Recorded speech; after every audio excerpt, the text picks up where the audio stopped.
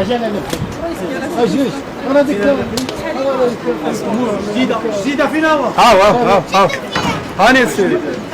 فريمون والله زعما عشنا واحد الاجواء اللي عمرنا في حياتنا تخيلنا اننا غادي نعيشوها. تقريبا من نهار بدا هاد المشاكل ديال الحرب، تقطع الماء، تقطع الضوء، كاينين شي ناس اللي رجع عندهم الضوء، كاين الناس اللي لا. ولكن الازمه الكبيره اللي كانت عندنا هو انه الماء زائد كتسمع صوت الرصاص، ما كتعرفش يعني قاعد في الدار وانت مخلوع، بغيتي تخرج تجيب الحاجات الاساسيه ديالك وانت مخلوع. واخا ماما يعني اللي عمرنا ما عشناه في حياتنا عشناه وشفناه. اصعب حاجه كانت هي الوقت اللي خرجنا فيه من الدار باش نوصلوا لنقطه الالتقاء اللي دارت معنا السفاره المغربيه. هي كانت واحد نقطه الالتقاء اللي هي بعيده. طبعا احنا في الاول ما عجبناش الحال لانها كانت بعيده، ولكن في الاخر اكتشفنا انه اختاروا لنا امن نقطه ممكن نتلاقاو فيها. خرجنا في الاول، خدينا واحد الشارع، لقينا كاينه فيه الفوضى في الطريق، اضطرينا اننا نقلبوا.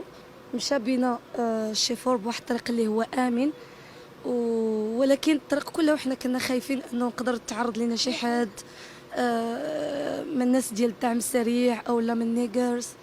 ما الحمد لله الحمد لله انه النقطه اللي داروا لنا كانت في واحد الطريق اللي هو امن وقدرنا نوصلوا على خير. احنا دوزنا واحد التجربه اللي صعيبه بزاف، يعني كتكون قاعد حتى شويه كتبداو يضربوا فيك، وواحد شويه من السلاح يعني ديال القرطاس وشنو، ولاو القذائف ولاو الدانات ولاو شي حوايج حنا عمرنا ما سمعناهم، عمرنا ما شناهم، كنا كنشوفوهم غير في الافلام يعني شي دول اخرى عمرنا ما شفنا هذا الشيء. انا كنت داري جات في النص، هادو تيضربوا من هنا وهادو تيضربوا من هنا، فانا ولادي صراحه الله عشنا تجربه صعيبه بزاف صراحه الله. فاش بدينا كنسمعوا ان الدول الاخرى بدات كتجلي وشنو وما كانش شي صوره واضحه، كنا شويه يعني قلقنا شويه، لانه الضرب بدا تيزيد وبدا الحصار اكثر على الخرطوم اللي حنا فيها، اللي هي اصلا اللي فيها هاد المشاكل. فكنا متخوفين كيفاش غنديروا تنخرجوا، كيفاش شنو، ما كناش كنقدروا نخرجوا من ديورنا.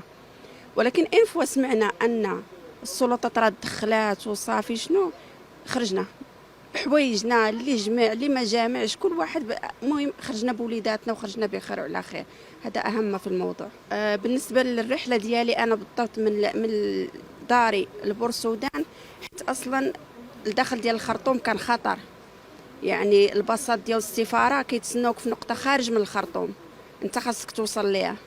فجازفنا وخرجنا ويديرنا في يد الله، كل واحد بطريقته. توصلنا عند السفاره، ملي وصلنا عندنا السفاره والباصات الحمد لله الامور كل هذيك الساعه صافي طلقناها في يد الله، وعرفنا اننا في ايادي امينه. كاينين الناس اللي ما كانوش عندهم جوازات الوليدات، عندهم وريقات باش يلا خرجوا من السبيطار فقط، يعني السفاره سهلت هذه الامور. يعني كان ممكن انه يقولوا لا لانه جوازات ديال الوليدات ما كاينينش او لا وثائق ما كاينينش ما غاديش تخرجوا. بالعكس يعني تعاونوا معنا بزاف وساعدونا ووفروا لنا بزاف ديال الحوايج تما، المبيت، المأكل، الشراب، يعني بزاف ديال الحوايج، وما قصروش معنا واستحملونا برغم انه كان الضغط كثير عليهم وعلينا. مي كنشكرهم الحمد لله انه رجعنا البلاد ديالنا سالمين. بالنسبه لنا احنا يعني صراحه الله المغرب ما قصرش، وصاحب الجلاله ما قصرش معنا نهائيا. يعني احنا ملي وصلنا ملي ركبنا معاهم في ليبيس ما شاء الله، يعني ما قصروا معنا لا في ماكله لا في الشرب لا حتى شي حاجه. حتى وصلنا لبورسودان يعني حتى السكن تا هو وفروه لينا، وفروا لنا الاكل والشرب بزياده، كان كاع تيفيض الخير. وفاش مشينا للمطار لقينا قبلنا جاليه هنديه كانوا تيخليو فيها، وكانوا جايبين لهم طياره عسكريه. حنا طبعا اغلب الناس اللي كانوا تما كانوا عندهم لي بيبي صغار، والرحله كانت طويله وكنا خايفين بزاف من هذه القضيه. والحمد لله طمنا ملي سمعنا انها راه طياره مدنيه، والحمد لله الناس كلها جات معززه مكرمه، قاعدين في الكراسه مرتاحين واكلين شاربين وليداتهم. يعني حسينا بالامان فعلا، وحسينا باننا مغاربه يعني مغاربه احرار، والملك عزنا صراحه الله ما قصروش معانا. كنا خايفين، انا من الناس اللي ساكنه شويه بعيده كنت خايفه، كنقول واش غنمشي في التران، ودارنا ما كانش عندي تواصل معاهم لانه التليفون دي شارجه، كنقول واش غنمشي في التران فاش غادي نمشي. الحمد لله ان فوا وصلنا لقينا لي مينيبيس كيتسناونا، داكشي منظم كل شيء بخير وعلى خير.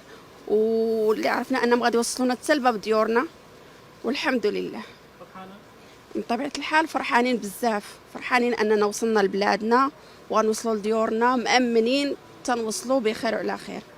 حاليا الاوضاع ديال السودان ما كنفكروش اننا نرجعوا، برغم انه الشمل ديالنا يعني تشتت مع رجالنا وهذه وما كرهناهمش يكونوا معنا، ولكن الاوضاع ما مستقراش، وهما بنفسهم قالوا لنا خصكم تمشيو باش على الاقل يطمئنوا علينا ويطمئنوا على وليداتهم، في انتظار انه هذه الحرب تسالي ونتمنوا ربنا يصلح الحال ديال البلاد وترجع الاوضاع كيف ما كانت ويحلها حل في وقتها ان شاء الله.